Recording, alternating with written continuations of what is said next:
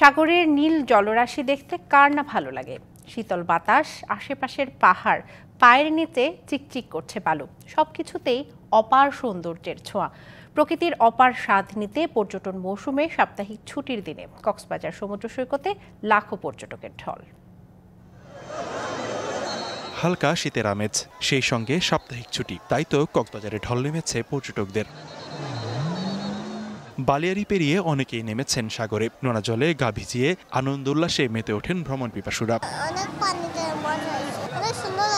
কক্সবাজারে আসলে এত মানুষ দেখলে বোরিংও ফিল হয় না, এটা আমাদের কাছে একটা আনন্দের বিষয়। পুরো পৃথিবীর বুকে এই কক্সবাজারটা আসলে এত সুন্দর বিচটা মানে অন্য কোথাও নাই। পুরো পর্যটন মৌসুম জুড়েই প্রকৃতির অপরূপ সৌন্দর্য উপভোগ করতে ভিড় জমান পর্যটকরা। তাই গুরুত্বপূর্ণ স্পটগুলোতে নিরাপত্তা জোরদার করার দাবি স্থানীয় ব্যবসায়ী ও পর্যটকদের। পৌরসভার লাইট, অনেকগুলো লাইট জ্বলে না। সানবিট সব দিবে সামাল। সানবিট ম্যাজিক প্রেস ডিশওয়াশিং এর মাথা ঘোরানো সলিউশন। না জ্বলার কারণে এখানে ওই দুর্ঘটনাটা বেশি হচ্ছে। আমরা প্রশাসনের কাছে একটাই দাবি, টুরিস্টরা যেন ভালো নিরাপত্তা পায়।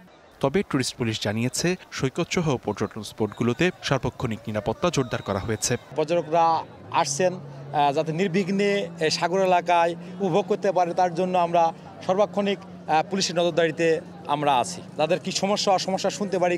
সমুদ্র সৈকতের পাশাপাশি পর্যটকরা ভিড় করছে সেন্ট মার্টিন, হিমছড়ি, মেরিন ড্রাইভ, পাথরের সৈকত ইনানি সহ বিভিন্ন স্পটগুলোতে। DBC news desk.